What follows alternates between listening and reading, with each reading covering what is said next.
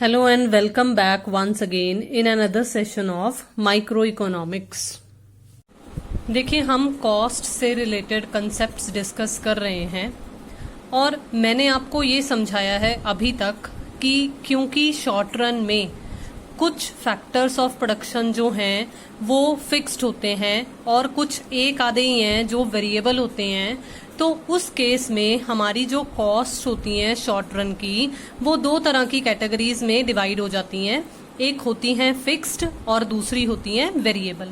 यानी कि एक तो हमारी स्थायी या बंधी लागत होती हैं और दूसरी हमारी परिवर्तनशील यानी कि जो चेंजेबल कॉस्ट्स होती हैं वो होती हैं। ठीक है, अब देखो हम ये फिक्स्ड और वेरिएबल को टोटल कॉस्ट के पॉइंट ऑफ व्यू से स्टडी कर चुके हैं कि कॉस्ट है, कॉस्ट को हम फिक्स्ड और वेरिएबल की फॉर्म में स्टडी कर सकते हैं।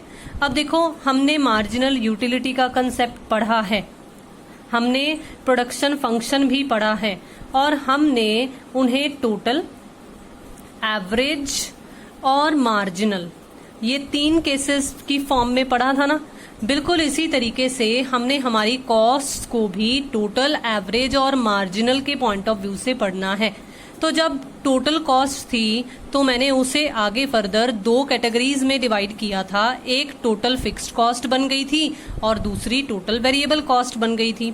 तो बहुत ही आसान है, जब मैंने टोटल की जगह पर अब एवरेज कॉस्ट को स्टडी करना है तो यहाँ पर भी इस इक्वेशन में भी मैं टोटल की जगह पर एवरेज वर्ड कर दूंगी। यानी कि मेरी एवरेज कॉस्ट जो है वो किसके बराबर होगी, वो एवरेज फिक्स्ड कॉस्ट और एवरेज वेरिएबल कॉस्ट के बराबर होगी। आज का जो मेरा सेशन है उसमें मैंने सिर्फ और सिर्फ एवरेज कॉस्ट के कंसेप्ट्स को ही कवर किया है। तो देखते हैं इन डिटेल कि क्या है इसका मीनिंग, किस तरह से इनकी डायग्रामेटिक प्रेजेंटेशन की जा सकती है। अगर आपने अभी तक लास्ट वीडियोस जो कॉस्ट से रिलेटेड हैं वो नहीं चेक की हैं तो काइंडली वो जरूर जल्दी से जाइए और चेक कीजिए। उनके लिए जो लिंक्स हैं वो आपको डिस्क्रिप्शन बॉक्स में अवेलेबल हो जाएंगे। अब देखिए हम एवरेज कॉस्ट स्टडी करेंगे। It is the total cost per unit of production. देखो कुछ पर यूनिट वाला कंसेप्ट ही हमने जब यूटिलिटी का कंसेप्ट किया था तब भी पढ़ा था, जब हमने प्रोडक्शन का कंसेप्ट किया था तब भी पढ़ा था। तो बिल्कुल इसी तरीके से हमारी एवरेज कॉस्ट का भी यही मीनिंग है कि ये total cost per unit of production है। इसका मतलब इसको अगर हम मैथमेटिकली डिराइव करना चाहें, इसका एक फॉर्मूला लिखना चाहें तो वो क्या बनेगा कि एवरेज कॉस्ट किसके बराबर है, एवरेज कॉस्ट टोटल कॉस्ट को जब हम क्वांटिटी से डिवाइड कर देंगे तो हमारे पास तो क्या निकल आएगी, एवरेज कॉस्ट निकल आएगी। तो यह है प्रति इकाई उत्पादन लागत है, पर यूनिट कॉस्ट कितनी है इसको हम एवरेज कॉस्ट बोलते हैं। अब देखो बहुत ही ध्यान से, मैंने वैसे यहाँ पर आपको ऑलरेडी ये इक्वेशन समझा दी, सेम अब यही इक्वेशन यहाँ पर फिर से दोबारा से आपको समझाने के लिए लिखी गई है ताकि हम इन दोनों को अलग अलग सेग्रीगेट कर कर समझ सकें कि AFC क्या है और ABC क्या है। देखिए बहुत ही ध्यान से, जो एवरेज कॉस्ट है वो इन दोनों का समेशन होती है, यानी कि एवरेज फिक्स्ड कॉस्ट का और एवरेज वेरिएबल कॉस्ट का समेशन होती है। अब हम देखेंगे सबसे पहले कि ये एवरेज फिक्स्ड कॉस्ट है क्या। देखो एवरेज है और फिक्स्ड कॉस्ट का एवरेज है तो बहुत ही आसान मीनिंग बन जाएगा अगर आपको एवरेज कॉस्ट का मीनिंग समझ में आ गया। यहाँ पर देखो बहुत ही ध्यान से, मैंने total cost per unit of production कहा था ना, यहाँ पर मैंने टोटल की जगह पर एवरेज कर दिया। तो यहाँ पर एवरेज प्रोडक्शन, एवरेज कॉस्ट जो है वही यहाँ पर कवर हो जाएगी। लेकिन कौन सी कॉस्ट लेनी है इस बार, हमने फिक्स्ड कॉस्ट लेनी है सिर्फ। तो एवरेज फिक्स्ड कॉस्ट का यानी कि औसत बंदी लागत का मीनिंग क्या बन जाता है, it is per unit total fixed cost. देखो इन दोनों के बीच में मैंने कौन सा वर्ड ऐड कर दिया, फिक्स्ड वर्ड ऐड कर दिया। तो इसी मैथमेटिकल इक्वेशन को, इसी फॉर्मूले को ध्यान से देखो, जब मैंने A और C के बीच में F word, fixed cost word add कर दिया तो मैंने यहाँ वाले फॉर्मूले में भी TC के बीच में F for fixed cost add कर दिया। तो मेरा फॉर्मूला देखो बिल्कुल उसी तरह से मिलता जुलता बन गया ना। सिर्फ मैंने फिक्स्ड कॉस्ट के पॉइंट ऑफ व्यू से जब स्टडी करना था तो अकेली फिक्स्ड कॉस्ट को ही कवर कर लिया, बाकी रेस्ट फॉर्मूला बिल्कुल वही रहा है। आई होप कि आपको समझ में आ गया होगा कि जब हम टोटल कॉस्ट को क्वांटिटी से, प्रोडक्शन से, आउटपुट से डिवाइड कर देते हैं तो हमारे पास एवरेज फिक्स्ड कॉस्ट निकल आती है। अब देखो, अगर हम इसे टैबुलर फॉर्म में या एक डायग्रामेटिक फॉर्म में समझना चाहें तो कुछ इस तरीके से ये हो सकता है कि मान लीजिए आपके पास प्रोडक्शन 1 से लेकर 8 यूनिट्स तक आपको बता रखा है। देखो, हमने फिक्स्ड कॉस्ट हमारी लास्ट वीडियोस में समझा है कि चाहे प्रोडक्शन लेवल कोई भी हो, फिक्स्ड कॉस्ट शॉर्ट रन में वही सेम रहती है, क्योंकि हम हमारे फिक्स्ड वेरिएबल को चेंज नहीं कर सकते हैं। तो एक given amount of fixed cost हमें बियर करनी पड़ती है। अगर मुझे एवरेज निकालनी है तो देखो, अभी अभी मैंने आपको फॉर्मूला बताया कि टोटल फिक्स्ड कॉस्ट को Q से, मतलब आउटपुट से या क्वांटिटी से डिवाइड कर दीजिए। तो देखो, ये रहा उत्पादन, ये रही टोटल फिक्स्ड कॉस्ट, और आप एवरेज निकालने के लिए इस फॉर्मूले का यूज कर दो।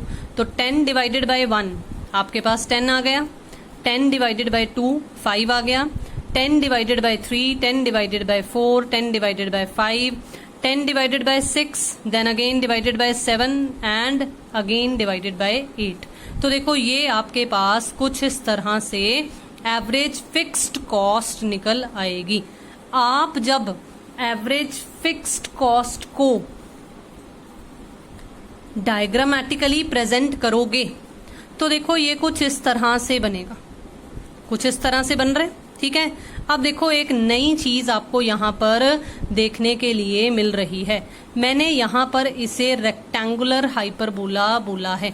जब आपको कंज्यूमर इक्विलिब्रियम के चैप्टर्स करवाए गए थे उस वक्त भी कुछ इस तरह का एक कंसेप्ट आया था कि कंज्यूमर इक्विलिब्रियम जो है उसे रेक्टेंगुलर हाइपरबोला की फॉर्म में भी स्टडी किया जा सकता है।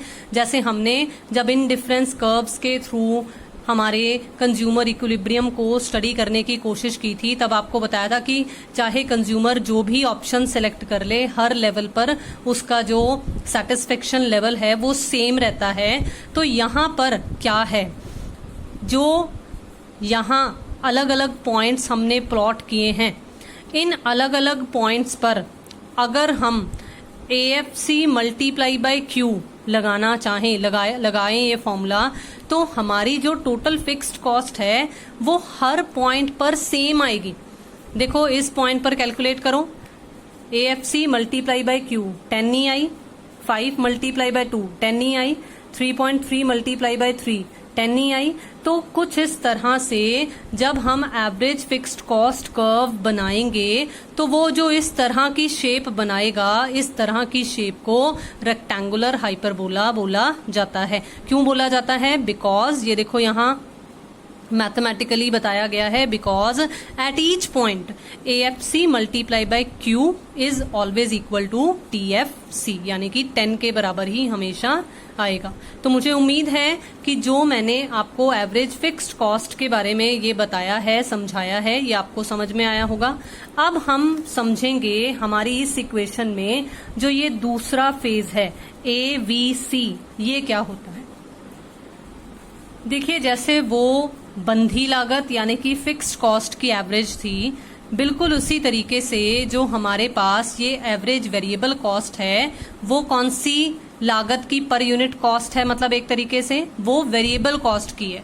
तो बिल्कुल वही फर्क मैंने डाल दिया, जो वहां पर फिक्स्ड वर्ड लिखा हुआ था उसकी जगह पर यहाँ पर वेरिएबल कर दिया गया है। तो it is equal to total variable cost divided by output. तो ये फॉर्मूला आपको बिल्कुल इस लाइन से साफ साफ शब्दों में पता चल रहा है कि average variable cost is equal to the total variable cost divided by Q for quantity. तो यह प्रति इकाई परिवर्तनशील लागत है। अब इसको भी अगर हम मैथमेटिकली या डायग्रामेटिकली समझना चाहें, टेबल की फॉर्म में समझना चाहें, तो देखो, पहले मैंने एक टेबल बनाया है जिसमें आपको बिल्कुल उसी तरीके से प्रोडक्शन शो की गई है 1 से लेकर 8 यूनिट्स तक। अब आपको यहाँ पर टोटल वेरिएबल कॉस्ट याद रखना, मैंने आपको टोटल वेरिएबल कॉस्ट जो है वो आपको कुछ इस तरह से डिफरेंसेस लेकर लास्ट वीडियो में शो की थी ना, और आपको क्या बताया था, आपको ये इंक्रीजिंग और डिक्रीजिंग रिटर्न्स कुछ समझाए थे कि जो हम प्रोडक्शन में पढ़कर आए हैं, बिल्कुल उससे रिलेटेड आपको समझाया था कि जब हम इंक्रीजिंग रिटर्न्स एंजॉय कर रहे होते हैं तो हमें यहाँ पर law of diminishing cost enjoy करने को मिलते हैं, तब उस वक्त हमारी लागत घट रही होती है। लेकिन जैसे ही हम डिक्रीजिंग रिटर्न्स एंजॉय करने लगते हैं, वो किस वजह से होता है, क्योंकि यहाँ पर हमारी कॉस्ट बढ़नी शुरू हो जाती है। ये देखो लास्ट के 2 पॉइंट्स में आप ये डिफरेंस देख सकते हो। तो यहाँ मैंने एरो भी ड्रॉ किया है एवरेज वेरिएबल कॉस्ट के केस में। पहले तो आप एवरेज वेरिएबल कॉस्ट कैलकुलेट कर सकते हो इस फॉर्मूले को यूज करके, जैसे आपको मैंने अभी कुछ देर पहले एवरेज फिक्स्ड कॉस्ट कैलकुलेट करना समझाया था, बिल्कुल उसी तरीके से कि टोटल वेरिएबल कॉस्ट को क्वांटिटी से डिवाइड करते जाओ। 10 divided by 1, 18 divided by 2, 24 divided by 3, बिल्कुल इसी तरीके से जब हम सॉल्व करेंगे रेस्ट भी, तो हमारे पास एवरेज वेरिएबल कॉस्ट निकल आएगा। ठीक है, अब बहुत ही ध्यान से देखिए, 1 से लेकर 6 तक वाले जो यूनिट्स हैं, जो उत्पादन है, उस केस में हमारी जो कॉस्ट है वो डिक्रीज हो रही है। क्यों हो रही है?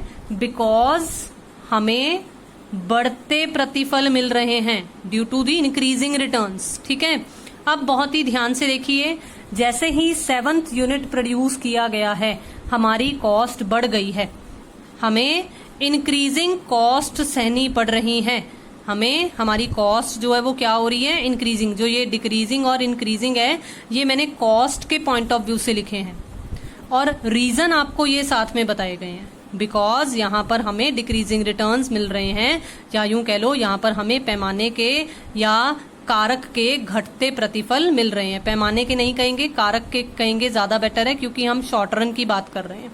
ठीक है, अब बहुत ही ध्यान से अगर हम इसे डायग्रामेटिकली प्रेजेंट करें तो देखो कुछ इस तरह से डायग्राम ड्रॉ होगी।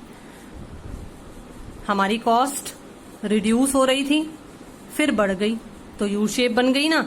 तो इसलिए जो हमारी एवरेज वेरिएबल कॉस्ट होती है वो एक यू आकार का कर्व होती है, वो एक यू शेप्ड कर्व होती है। अब देखो बहुत ही ध्यान से, मैंने आपको स्टार्टिंग में एक इक्वेशन बताई थी कि एवरेज कॉस्ट किसके बराबर है, एवरेज फिक्स्ड कॉस्ट और एवरेज वेरिएबल कॉस्ट दोनों के समेशन के बराबर। तो देखते हैं कि जो एवरेज कॉस्ट कर्व है उसकी शेप क्या बनेगी। तो जो मैंने आपको एवरेज फिक्स्ड कॉस्ट समझाई थी वो लिख ली मैंने, जो मैंने आपको अभी अभी ऊपर एवरेज वेरिएबल कॉस्ट कैलकुलेट कर कर दिखाई थी वही मैंने यहाँ पर फिर से दोबारा से लिख ली, और दोनों का समेशन देखो 10 + 10 = 20, 5 + 9 = 14। तो कुछ इस तरीके से हॉरिजॉन्टल समेशन करेंगे तो हमारे पास एवरेज कॉस्ट की वैल्यूज निकल आएंगी। और जब इसे भी प्लॉट किया जाएगा तो देखो ये भी यू आकार की ही बनेगी, ये भी यू शेप की ही बनेगी। तो ये देखो पहले डिक्रीज हो रही है, कांस्टेंट हुई बीच में, ठीक है, लेकिन फिर उसके बाद बढ़ना शुरू कर दिया। तो इसलिए हमारी एवरेज कॉस्ट कर्व भी एक तरीके से यू आकार की ही बनेगी। ठीक है, अब यहाँ पर एवरेज कॉस्ट के पॉइंट ऑफ व्यू से एक बहुत अच्छा थ्योरी का क्वेश्चन है जो मैं जरूर आपके साथ डिस्कस करना चाहूंगी, विच इज क्यों एवरेज कॉस्ट कर्व जो है वो यू शेप की होती है। This is very and very important question from final point of view. Why is average cost curve U-shaped? देखो सबसे पहला रीजन हमने अभी अभी देखा है कि एवरेज फिक्स्ड कॉस्ट की क्या शेप बनती है, हमने अभी अभी देखा है कि एवरेज वेरिएबल कॉस्ट कर्व की क्या शेप बनती है। औसत बंधी लागत और औसत परिवर्तनशील लागत के आधार की वजह से ही, इनकी वजह से ही हमारी जो एवरेज कॉस्ट कर्व है वो यू आकार की बनती है, क्योंकि एवरेज फिक्स्ड कॉस्ट तो एक रेक्टेंगुलर हाइपरबोला केस बना रही है। तो वो तो हर पॉइंट पर हमारी जो फिक्स्ड कॉस्ट है वो तो सेम ही रह रही है। जैसे मैंने आपको टोटल के केस में समझाया था कि ज्यादा मेन रोल कौन सी कॉस्ट प्ले कर रही है, वेरिएबल वाली। बिल्कुल इसी तरीके से जो हमारी ये फिक्स्ड कॉस्ट और वेरिएबल कॉस्ट की एवरेजेस होती हैं, इनके केस में भी जो वेरिएबल कॉस्ट है, क्योंकि वो यू आकार की होती है, इसलिए हमारी जो एवरेज कॉस्ट कर्व है वो भी यू आकार की ही बनती है, क्योंकि यहाँ पर भी मेजर रोल जो है वो फिर से मैं कहूंगी कि वेरिएबल कॉस्ट की एवरेज प्ले करती है, तो इसलिए एवरेज कॉस्ट कर्व यू आकार की बन जाती है। अब देखो बहुत ही ध्यान से, due to the law of variable proportions. Law of variable proportion कौन से टर्म का, कौन से टाइम पीरियड का लॉ है? शॉर्ट रन का। हमने पढ़ा है ना कि घटते बढ़ते अनुपात वाला जो नियम है वो हमें अल्पकाल में देखने को मिलता है। तो अल्पकाल में हमें ये 3 फेजेस में देखने को मिलता है। पहले इंक्रीजिंग रिटर्न्स होते हैं, फिर कांस्टेंट होते हैं, फिर हमने डिमिनिशिंग रिटर्न्स देखा है। फिर अब मैं यहाँ पर फिर से कहूंगी कि मैंने आपको जब प्रोडक्शन वाला चैप्टर समझाया था तब आपको बताया था कि जब हमें इंक्रीजिंग रिटर्न्स एंजॉय होते हैं उस वक्त हमारी कॉस्ट डिक्रीज हो रही होती हैं। जब हमें कांस्टेंट रिटर्न्स मिलते हैं तब हमारी कॉस्ट भी कांस्टेंट्स मान के चलो।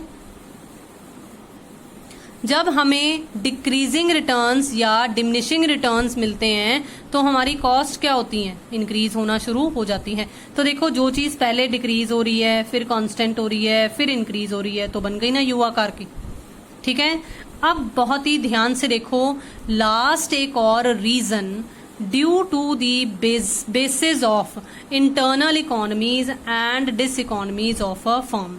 देखो वैसे तो ये इकोनॉमीज वाला कंसेप्ट जो है वो हमने लॉन्ग रन में पढ़ा था, लेकिन यहाँ पर सिर्फ और सिर्फ इंटरनल इकोनॉमीज की बात की जा रही है कि एक फर्म जो है वो चाहे अपने फिक्स्ड फैक्टर्स में चेंजेस नहीं लेकर आ सकती, लेकिन अपनी काबिलियत के अनुसार, अपनी वर्किंग के अनुसार, एटलीस्ट अपने इंटरनल लेवल पर, अपने इंडिविजुअल लेवल पर वो अपने फिक्स्ड फैक्टर्स और अपने वेरिएबल फैक्टर्स का बहुत ही अच्छे तरीके से यूज कर, जैसे हमने प्रोडक्शंस के केस में सब कुछ ये पढ़ा हुआ है कि पहले हम अंडर यूटिलाइजेशन कर रहे होते हैं हमारे फिक्स्ड फैक्टर का, जैसे जैसे यूज करना शुरू करते हैं तो वो ऑप्टिमम यूटिलाइजेशन होना शुरू हो जाता है। तो देखो कुछ इस तरह से हमें पता है कि जब हम स्टार्टिंग में यूजेज करेंगे तो हमें इकोनॉमीज मिलेंगी। क्यों? क्योंकि अंडर यूटिलाइजेशन ऑफ रिसोर्सेज हो रहा होता है।